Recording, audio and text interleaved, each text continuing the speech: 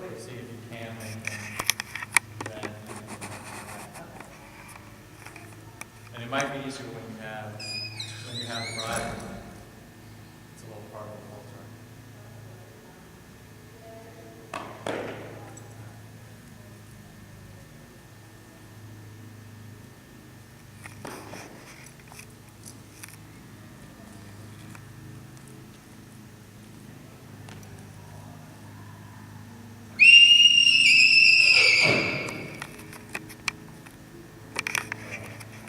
And if he gets a little distracted or you feel like he's not running off, but he's charging away ahead of you, you can put him to work by doing transitions.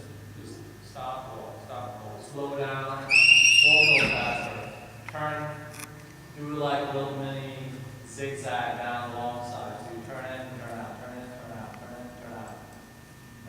And stuff like that, like doing the turn in, turn out, it does help in loosening them up a little bit at the shoulder. Then they move better. Sometimes if they're really stiff and they're distracted, they're so tight in the shoulders, it's quite hard to get them to turn.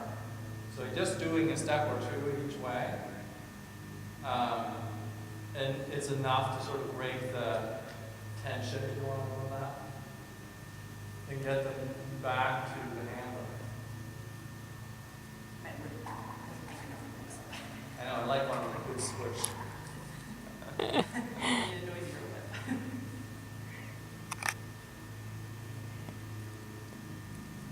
Michael, can you address how she's holding that lead line?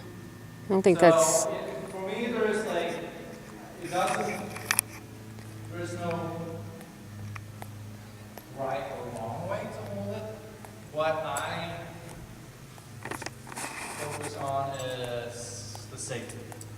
So for me, I wouldn't hold it the way you did, but I had no problem that you were holding it that way.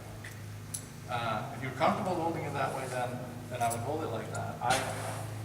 I just hold it, you hold it like that, right? That's how I have. Yeah, and I just hold it out of the way. So I almost hold it like I would hold the rein.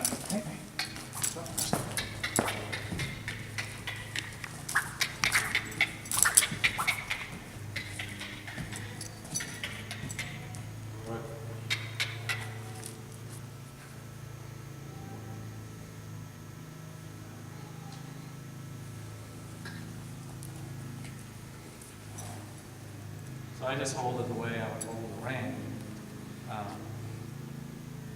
What I caution people is sometimes, I've only seen this rare occasions, but I've seen people that take the lead and they wrap it around their hand. I'm like, oh my God, that's like a disaster waiting to happen.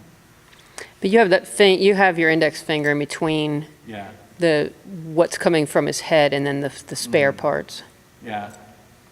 And I think you hold it like that, which is fine. It's I think that's just more a personal preference thing. So.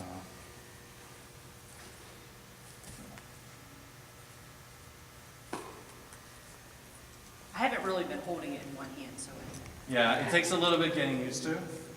more of a safety. Oh my God. Yeah. We have no fence. Yeah, like I said, even I might have a horse at Devon that I've been working with a lot, and I come out and I'm like, I can just feel sort of the electricity in the air, and I'm like, I'm gonna hold this horse with 2 hands on the lead. So is his head okay here? Yes. No, he doesn't have to be any higher. But no real low. No, like that. Good.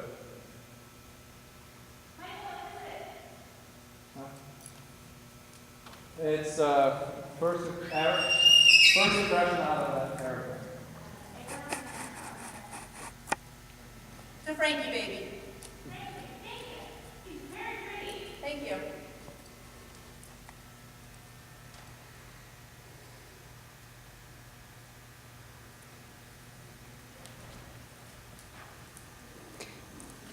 Do you want to trot him, Sharon, just to see if there's any huge holes?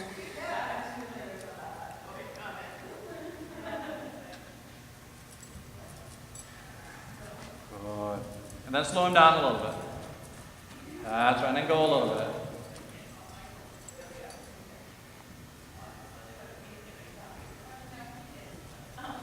Yeah, good.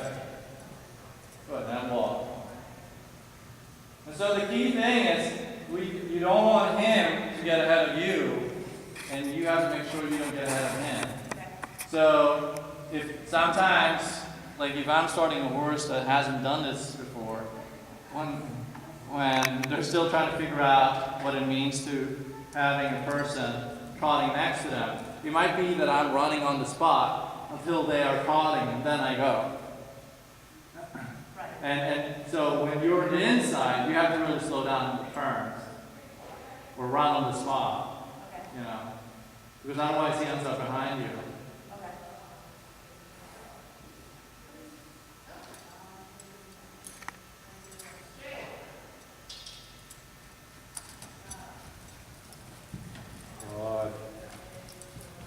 And it's not about you running fast the whole time. It's about you having a lot of control so that you can go in like little jog, and then you say, okay, now I want like a few good big trot steps, and now I want to slow down again. Because you're not going to go, you know, if you're on a riding horse, you're not going to come in and do medium trot on the diagonal first thing. You got to warm up first, right? And even then, you might do that in the test, but you're not doing that when you're practicing or when you're training. You only do short little sections. You got to do the same thing with these guys. So it's more about being able to control the energy and that doesn't always mean just running fast. Okay. How about the walk, the lengthened walk, you know, across the backside? I mean, you want to show as big a walk as you can. You know, if you can show nice, relaxed, where his neck is swinging and moving like this, that's great. Like you can even let his neck go down a little bit more. There you go, good. That's right. So you want to be able to show that he has a good overstep, just like you would in the test, in the free walk. You know, you like to see, for me, if they're walking nicely through the top line, that for me is a good sign of a good walk.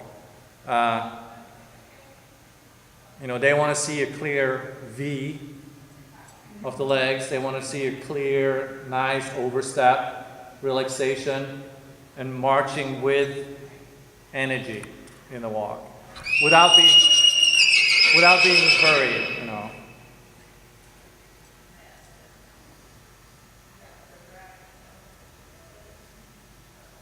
And I don't know how it is with the Arab shows, like in the dressage shows, you can, I mean, I cluck a little bit when I walk, or You're allowed to make noise, yeah. So,